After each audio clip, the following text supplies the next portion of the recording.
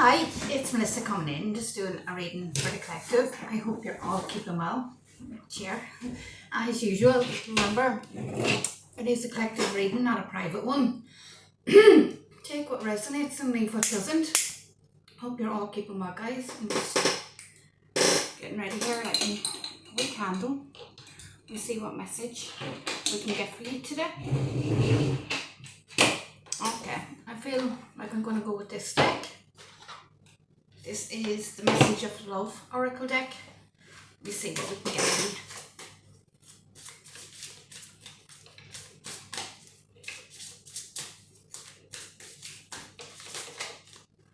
That down a bit.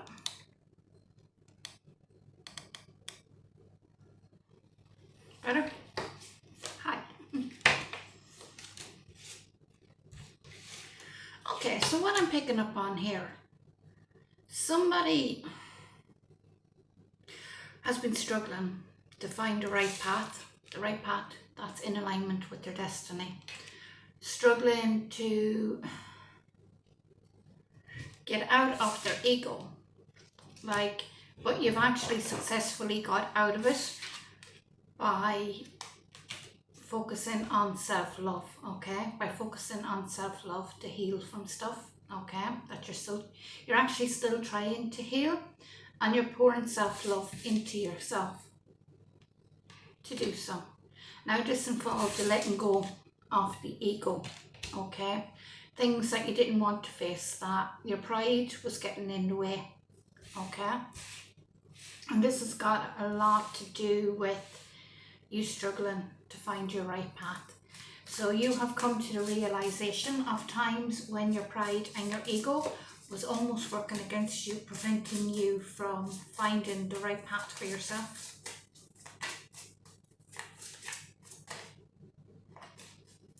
You've had to walk away from something here and getting that. You were in just out of ego.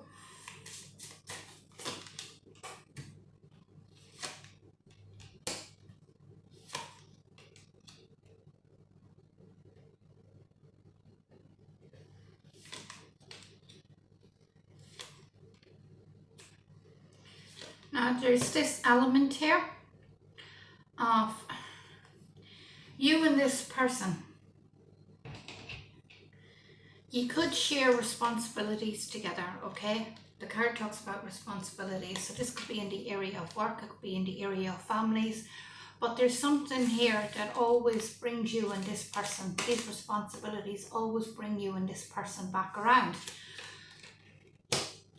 But however, you end up coming back together, reuniting with each other, okay? So it goes that step further. Rather than just a normal meetup, you end up being back together, okay? And it seems to be this element of responsibilities that always brings you back together. But then once that has happened, there's something here, especially about the last time, where you went into the energy of regret, that you wish it didn't happen. You could have went back to this person out of your ego, or you struggled to let go of this person because of your ego. But you know that this is not your destined path for you and this person. And that was a real struggle for you, because you wanted it to be right, especially with that connection there. There's a lot of damage that has happened because of this connection. A lot of damage that, with unworthy coming out, a lot of damage to your self-esteem. It's almost like for some time you didn't believe that you deserved better, is what I'm really picking up on, because that comes in with you struggling there with the self-love and the issues that you were trying to pour into yourself. By self-love, you're correcting that. With this unworthy card, it says you're a better person than I am at the bottom, and then with the damage beside it, I'm really getting this image of, with the word unworthy, like you put this person on a pedestal above yourself, that this person was better than you. And this is where your self-love now is coming into play, because the more self-love that you pour into yourself, the more confidence and the more self-worth you're going to begin to realize that you are worthy, that you shouldn't be putting somebody else up on a pedestal above yourself. Do you know, when things get hard, you run, you escape. This was an old pattern though that was being highlighted is what I'm getting. It was easier. It was easier for you to put this person up on a pedestal than it was for you to admit to yourself that your self-esteem was low. That's what I'm really getting. But that's no longer an issue because I have you here doing that work. I have you pouring that self-love into yourself and moving beyond that, okay? Because there's so many missed opportunities that you didn't grasp while you were holding on to this person, and this is a realization that you're coming to at this time is what I'm really getting here. I'm getting the energy that by holding on to this person, you now know this person was in your destiny, but there was a soul tie between you and this person. So you always feel connected to them. That brings you back wanting to mend this connection. And then you just regret it every time you do, because this person isn't the person that you're destined to spend forever with. But there is a soul tie between the two of you that has formed.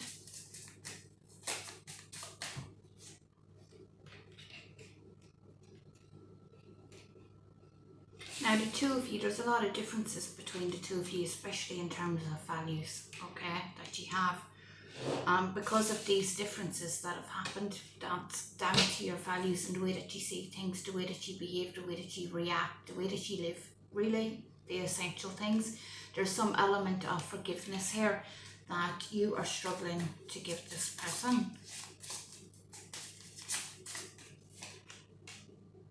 I'm really picking up the energy here, yeah, because on this card, if you see this person's talking to somebody in confidence, okay, so it does show like a religious, like a nun, okay, but what I'm really getting is the whole confidential aspect. You were talking to somebody, there's an element here, okay, you or your person was talking to another person, and you believe that this was in confidence.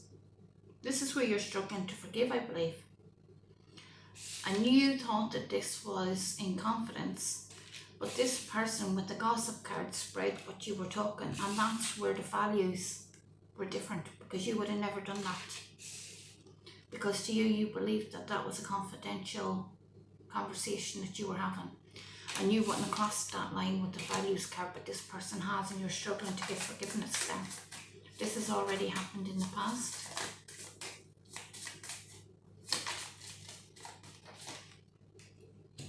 I'm hearing Chinese whispers, okay? Because when I look at that card, it reminds me of Chinese whispers, where it's like the story could have escalated as well. It could have, somebody could have been elaborating on the truth or twisting their tail, is what I'm getting.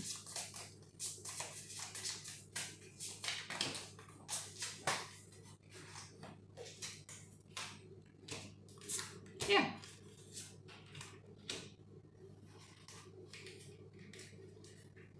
Because this person failed to give you what you need. It says neglected, but I'm getting that they were neglected their duties to keep their mouth shut. That's what I'm getting. To give you the confidence that you deserve, because I have dishonest coming out here. So it's a dishonest person who spread what you were talking about, but it had a negative confidence here, and it had to do with a commitment that you were in.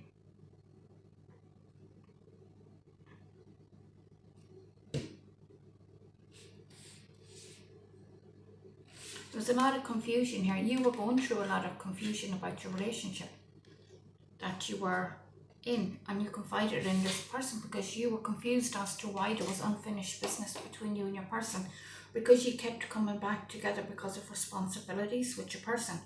I'm really getting this here, that because you kept coming back together, you were confused as to why you will keep reuniting with this person, why you will keep getting back together, about the soul tie that was pulling you back together, okay? And with a soul tie, the pull is very strong, and it can be easy to mistake a soul tie for like a soulmate or a twin flame connection, okay? Because your soul is tied to that person until you fulfill out whatever contract is there, okay? Now, That's why it caused confusion, because you were wondering, what's this unfinished business between me and them? Why do we still have this pull, this dynamic? And you confided this, like you were questioning about, should I commit to this person? Because we always come back together. Or what's happening here? You confided this in somebody who was dishonest, who had different values from you, and you start to gossip about, and you're struggling to forgive this person.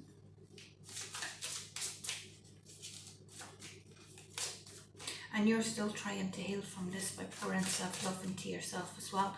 So not only are you trying to heal from trying to understand this connection, but you are also trying to heal from this sense of betrayal, basically.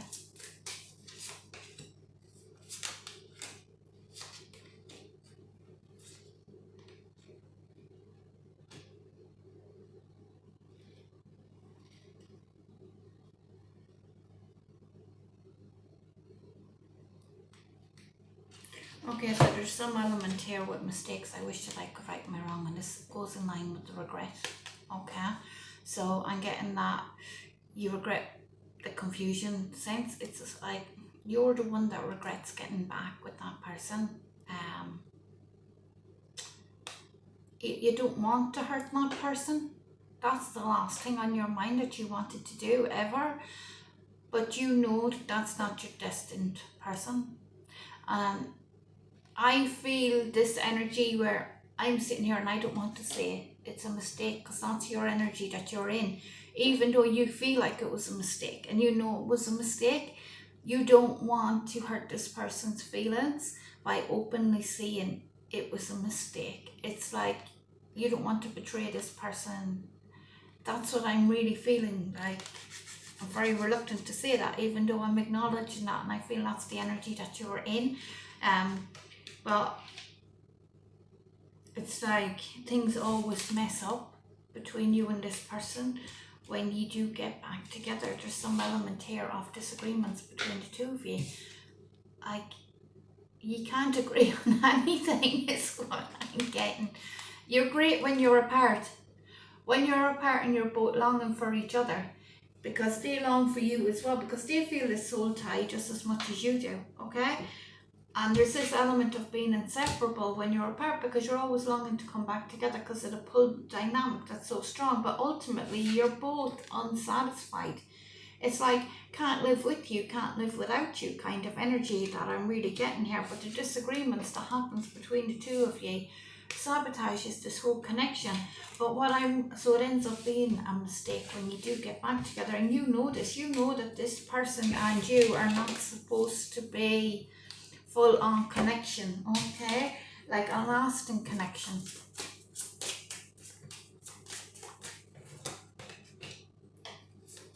And when you look back on the past, when you reminisce here and you look back on, you miss this person and you miss your inside jokes with this person, and then you end up feeling guilty here. And I'm really picking up here that it says on the bottom of the card, I feel pain for the damage I have caused. And I'm getting that's with this push and pull dynamic of you feel like you've led this person a bit up the garden path when you do get back together. Like with some kind of situation happened here where you ended up heading towards a reunion, or at the very least discussing the possibility of a reunion with this person. And you try to take your space, okay? But it doesn't work like that, because you come back together. And I have this element here that you want to speak to your person. You want to reveal the truth to them about how you're feeling in this way, and so that you can both reach some kind of understanding on the situation. You want them to understand your side of the story. You don't want this person seeing you in a negative light, is what I'm really getting. You don't want them, you care actually a lot about this person, is what I'm really picking up on. And because you care so much about this person, you don't want to hurt their feelings for a start, but you also don't want this person thinking of you in a negative, bad way, because you've no bad intention for this person.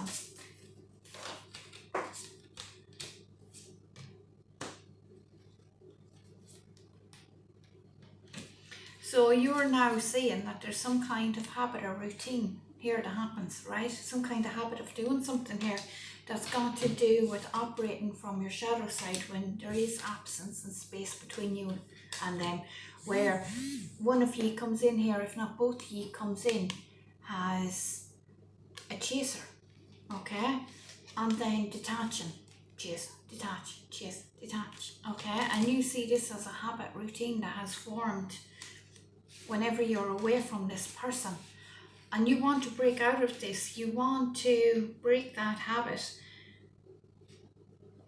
and for you, you want this conversation with this person to bring an understanding. I'm really picking up the energy that you really don't want to hurt this person. You don't want to, for you, you don't want to be dropping out your ego. You don't want to be leaving this person up there and that there is what I'm really getting. You're very overwhelmed here. You're stressed out by the situation.